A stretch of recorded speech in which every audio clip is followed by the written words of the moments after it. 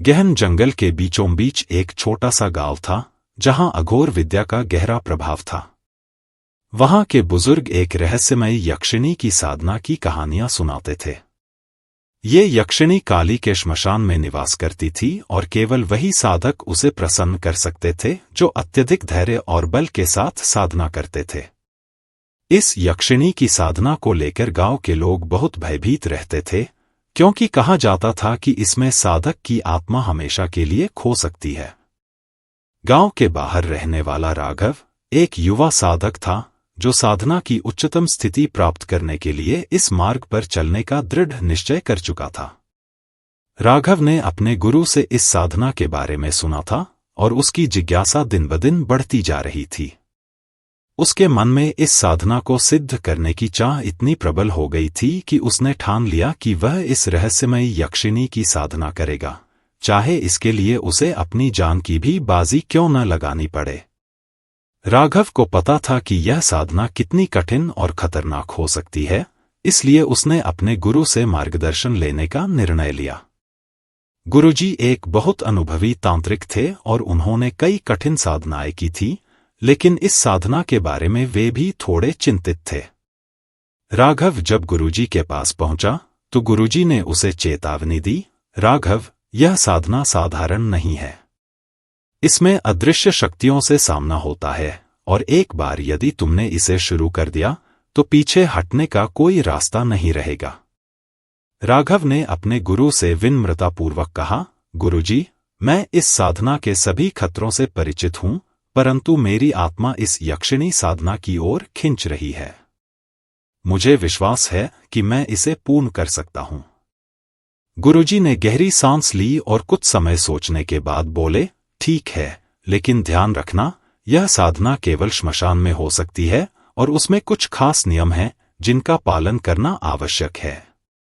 गुरुजी की बातों से राघव को इस साधना की गंभीरता का एहसास हो गया। अगले कुछ दिनों तक वह मानसिक और शारीरिक रूप से स्वयं को तैयार करता रहा।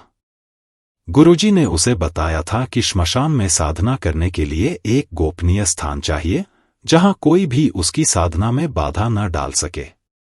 राघव ने गांव के बाहरी इलाके में स्थित एक प्राचीन और सुनसान श्मशान को चुना। वह दिन ढलने के बाद उस श्मशान की ओर निकल पड़ा। श्मशान का वातावरण बहुत ही डरावना था, चारों ओर सन्नाटा और गहरा अंधकार था। पेड़ भी सूखे हुए लग रहे थे और हर कदम पर उसकी आत्मा कांप रही थी। लेकिन राघव का इरादा अडिग था। वहां पहुंचकर उसने एक छोटी कुटिया बना ली और उसमें बैठकर साधना करने का निश्चय किया। उसने अपने आसन के रूप में एक काला कंबल बिछाया और उसे ही अपना साधना स्थल माना। उस रात राघव को ठीक से नींद भी नहीं आई, क्योंकि उसकी यात्रा का असली संघर्ष अभी शुरू नहीं हुआ था। अगले दिन चतुर्दशी की रात आई। राघव ने अपने गुरु द्वारा बताए गए सभी आवश्यक पूजन सामग्रियों को तैयार किया। उसने काली मां की मूर्ति स्थापित की और उसी मूर्ति में यक्षिणी का आह्वान करने की तैयारी शुरू की। दीपक जलाया गया और वह अखंड रूप से जलता रहा।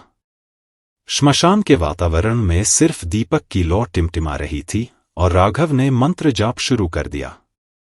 राघव ने अपने चारों ओर एक सुरक्षा घेरा बनाया और उसमें सिंदूर से रेखाएं खींच दी, ताकि कोई भी नकारात्मक ऊर्जा या अदृश्य शक्ति उसे बाधित न कर सके। यक्षिणी का आह्वान करना सरल काम नहीं था। जैसे जैसे रात गहरी होती गई, राघव का ध्यान और केंद्रित होता गया। उसकी मनःस्थिति पूरी तरह साधना में समर्पित थी, लेकिन उसे एहसास हो रहा था कि वह अदृश्य शक्तियों के करीब पहुंच रहा है। राघव ने एकाग्रता से मंत्रों का जाप करना जारी रखा। राघव ने पहली रात के 1000 जाप पूरे किए, लेकिन साधना का अनुभव अत्यधिक कठिन था। आधी रात के बाद अचानक उसे ऐसा महसूस हुआ जैसे श्मशान की हवाएं और तीव्र हो गई हैं।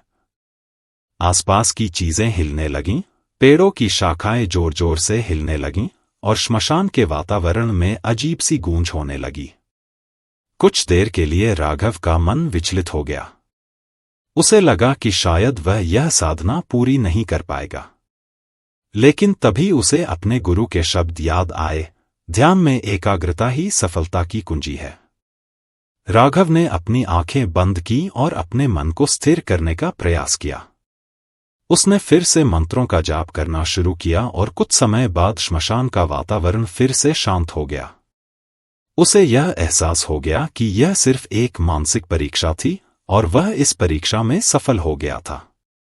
अमावस्या की रात आई, जो इस साधना की दूसरी और अंतिम रात थी। राघव ने इस बार और भी अधिक ध्यान और शक्ति के साथ साधना शुरू की। उसने फिर से वही प्रक्रिया दोहराई, दीपक जलाना, सुरक्षा घेरा बनाना और मंत्र जाप करना। इस बार साधना करते हुए राघव को एक अजीब सा अनुभव हुआ। उसे लगा कि कोई अदृश्य शक्ति उसके आसपास घूम रही है। उसकी सांसें तेज हो गईं, लेकिन उसने अपनी आंखें बंद रखी और मंत्रों का जाप जारी रखा। उसे पता था कि यह वही यक्षिणी है जिसका आह्वान वह कर रहा था। राघव ने अपना ध्यान भंग नहीं होने दिया। जैसे ही उसने अपने आखिरी 1000 मंत्र का जाप पूरा किया, उसे एक गहरी आवाज सुनाई दी जो श्मशान के अंधकार से आ रही थी।